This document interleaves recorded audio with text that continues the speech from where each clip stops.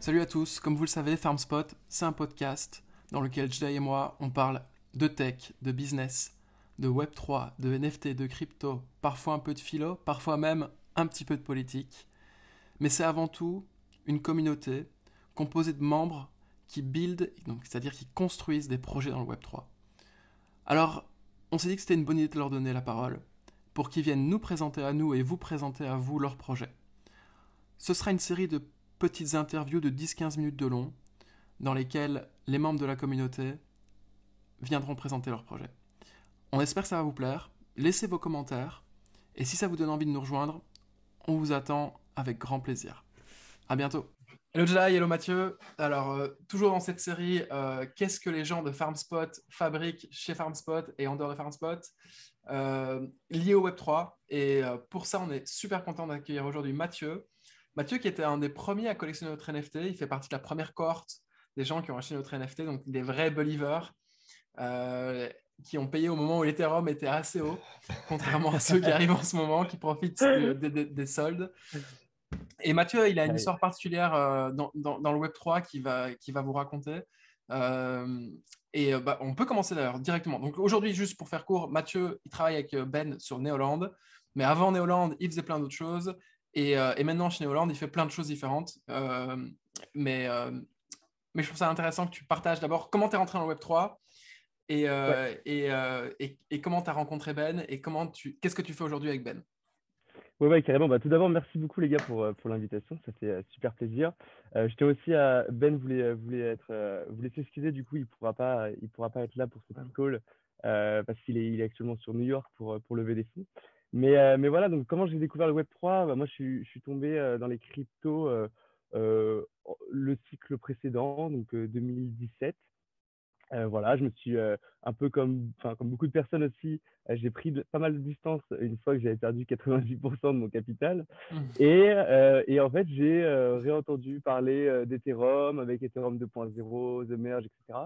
Et tout de suite, je me suis dit, OK, franchement, je n'ai pas assez creusé le sujet. Allez, j'y retourne et tout. Et avant vraiment le bull market, donc bon timing. Et puis tout s'est accéléré, bull market, etc. Et donc là, à fond.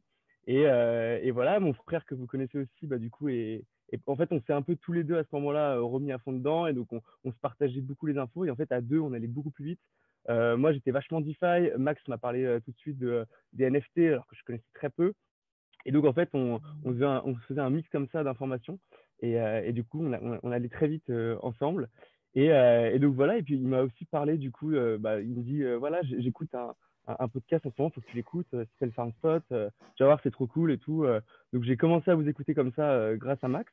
Et puis, voilà, au fil du temps, donc, moi, j'ai pris votre NFT, effectivement, au top du top, mais sans regret aujourd'hui. Zéro regret. Franchement, trop content de faire partie de cette belle communauté FarmSpot. Et du coup, j'ai eu la chance aussi, grâce à ce NFT, de participer à l'événement irréel que vous avez organisé donc, dans les Alpes. Donc, c'était vraiment trop, trop cool. Un week-end de 4 jours, on a pu rencontrer plein de nouvelles personnes avec des centres d'intérêt communs. Superbe expérience. Et c'est à ce moment-là, du coup, sur les remontées mécaniques, que je rencontre Ben. Et il me tease, il me pitch un peu son projet de Néopolis, Néoland, etc. Et puis voilà, je me rappelle encore, on était sur le canapé, il nous montrait un peu les premiers designs qu'il avait sur Hmm. Figma et tout, enfin vraiment trop trop cool. Et moi à ce moment-là, j'étais un peu community manager de plusieurs projets un peu Web3, je jonglais un peu avec les trois, donc du coup je commençais à acquérir une certaine connaissance avec les communautés Web3. Mais j'étais moins impliqué, j'avais de l'autre côté en parallèle mes études. Et puis Ben, un jour, il m'appelle, donc c'était vraiment 2, 3 semaines après la fin de ce week-end. On s'était vachement bien entendu, on avait pas mal échangé, etc. Et il me dit, OK, bon Mathieu, faut qu'on y aille, faut qu'il starte la communauté Néolande, on y va, t'es chaud, tu viens à Lyon, on fait 4 jours bunker ensemble, on lâche rien et on lance cette communauté et let's go, quoi. Et du coup, j'ai dit, OK, vas-y, avec plaisir, ça va être trop bien. Et on a fait 4 jours à Lyon, ça a trop, trop bien marché.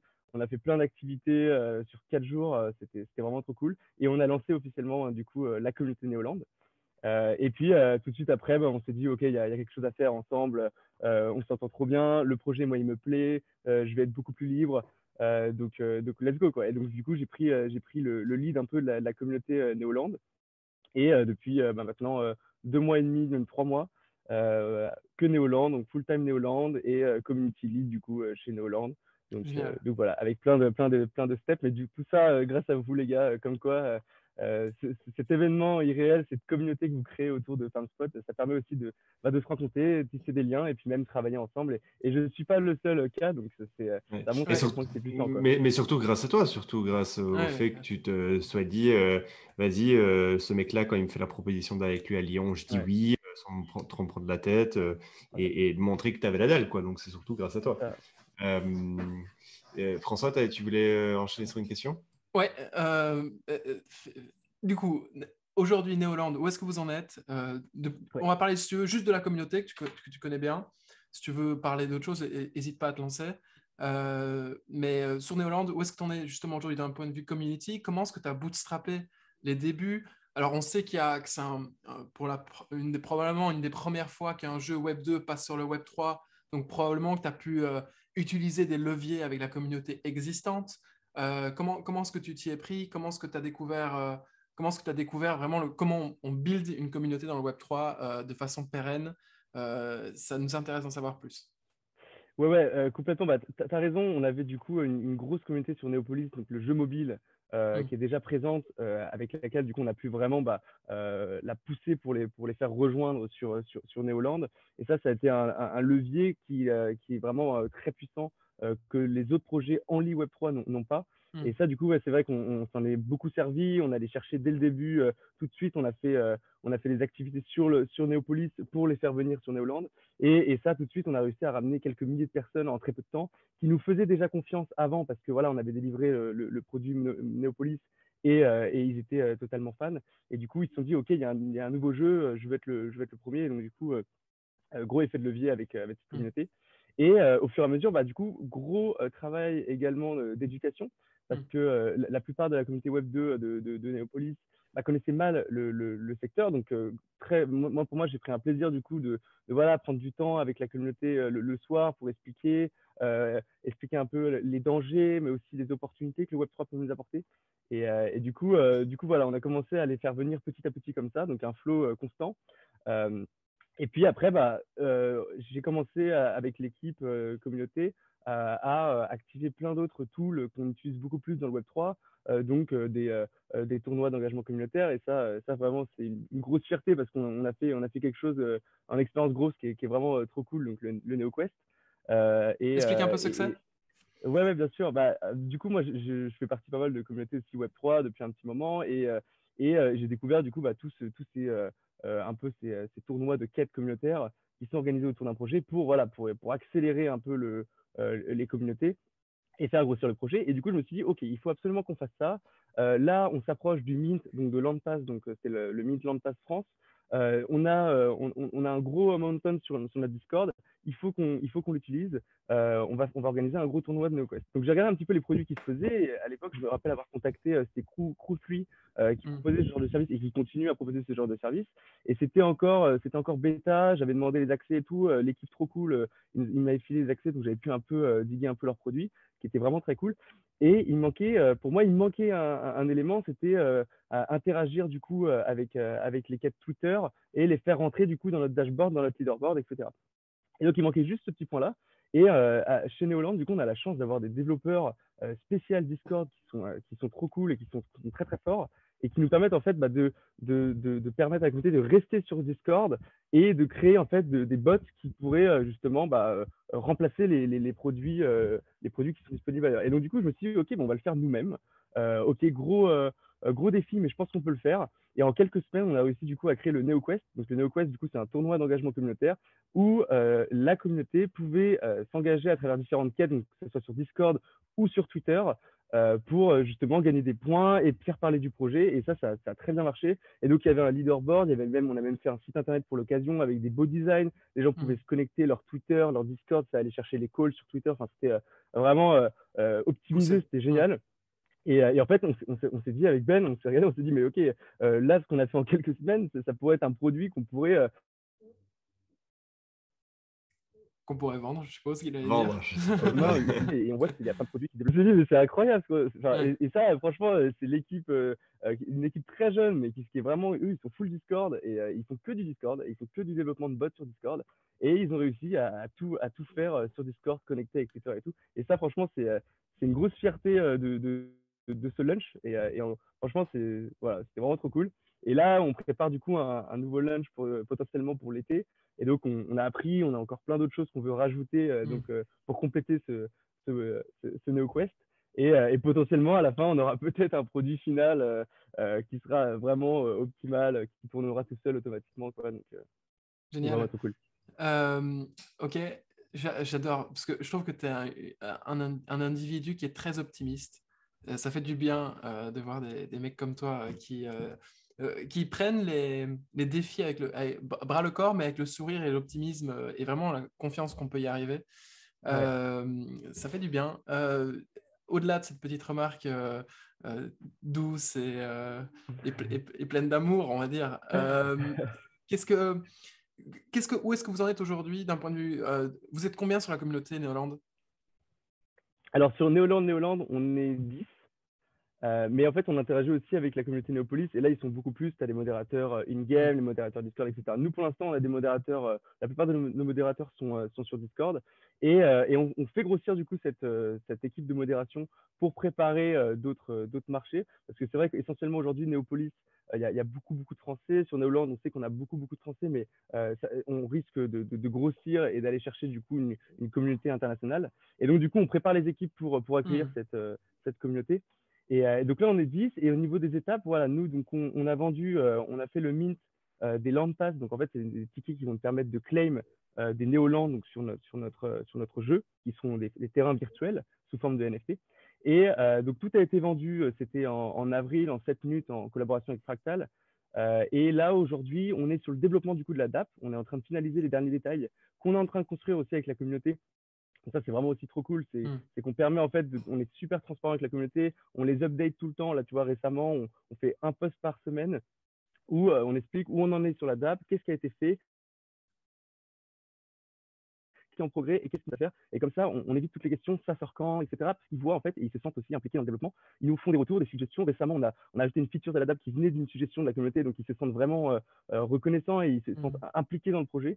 Et ça, c'est trop, trop cool. Donc, la prochaine étape, ça va être justement donc, ce claim où tu vas pouvoir transformer ton land pass en Neoland, donc sur notre DApp qui risque de sortir incessamment sous peu. Et voilà, donc là, on va pouvoir avoir les premières images où tu vas pouvoir voir ton land, etc., et commencer à pouvoir le manager dans les prochaines semaines, prochains mois.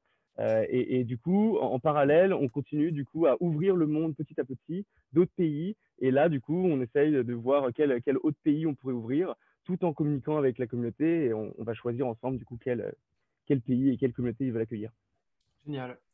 Euh, Qu'est-ce que est-ce que tu as une histoire bien particulière à partager? Je sais bien qu'il y a une histoire de pizza. Je sais pas si, je me rappelle pas si Yes. Ben en avait parlé sur le podcast, mais je trouve que c'était un truc Ah, trop marrant. ouais, bah, et ça, du coup, ça faisait partie aussi du NeoQuest. En fait, on avait des flash quests qu'on appelait, et comme on était un peu en mode boom cure pendant 4 jours, bah, on sortait pas, on avait une salle dédiée, et en fait, on faisait que de parler avec la communauté jusqu'à très très tard. Et puis un soir, nous, on avait commandé des pizzas du coup aux locaux, on avait mangé les pizzas, on continuait un peu à faire des jeux avec la communauté, et on s'est dit, ok, on va faire une flash quest où en gros, il va falloir écrire des mots dans Discord, et les premiers qui répondent, qui ouvrent le chat, etc., qui tapent le mot pizza, on récupère votre adresse en MP et on vous fait livrer une pizza n'importe où. Et en fait, on s'est dit, ok, trop cool, on va avoir que du français, ça va être très simple, on va ouvrir Uber Eats et on va envoyer 5 pizzas en France. Et c'est pas du tout ce qui s'est passé. On a dû livrer une pizza à Dubaï, on a livré une pizza aux États-Unis, on a livré, après, c'est vrai qu'on a livré 2-3 pizzas en France et aussi en Belgique. Et en fait, on s'est retrouvé de base à devoir livrer 5 pizzas en France, à livrer partout dans le monde des pizzas. Génial. Et donc la carte, elle passait plus, elle était bloquée parce que tu avais des paiements, Uber Eats Ouais, bloqués. ouais. Enfin, et donc c'était marrant, les gens avaient rigolé, ils pensaient vraiment pas qu'on allait le faire. Et du coup, ils ont partagé les images de pizzas sur Twitter. Enfin, c'était Génial. assez drôle. Et ça, du coup, ça faisait partie du NeoQuest. Ouais. Trop bien, trop bien. Génial.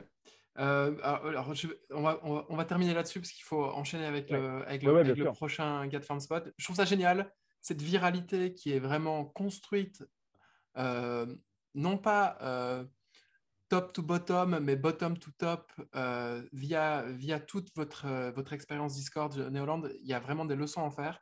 Je pense, Mathieu, que tu pourrais sortir et écrire, toi, un playbook, en faire un super article dont les gens pourraient s'inspirer pour construire leur propre communauté. Même moi, quand je te parle et quand je t'écoute parler, je me dis, OK, d'accord, il y a deux, trois trucs là, il faudrait que j'aille creuser un peu plus profondément, il faudrait que j'en parle avec Mathieu. Mais vraiment, chapeau bas. Et Jedi, je ne sais pas si tu as un truc à dire ou bien alors on enchaîne directement. Non, non, same. Et je serais ravi de voir ça va être quoi la suite pour. Parce que du coup, moi j'ai des néopasses aussi. Donc, je voir c'est quoi la suite. Je suis trop content que tu fasses partie de la team parce que du coup, je me dis qu'il y a que des bonnes choses qui vont sortir. Ouais, Euh, ouais, ouais, non, trop cool. C'était un Génial. plaisir. Merci C'était un beaucoup, plaisir. Mathieu. Merci beaucoup. Merci à vous les gars pour l'invitation et Un puis on se plaisir. revoit très vite de toute façon. Ouais, un petit Grave. Trop reste cool, farm spot. trop cool. Ciao, ciao. Ciao, ciao, Allez, mec. ciao, ciao les gars. Ciao.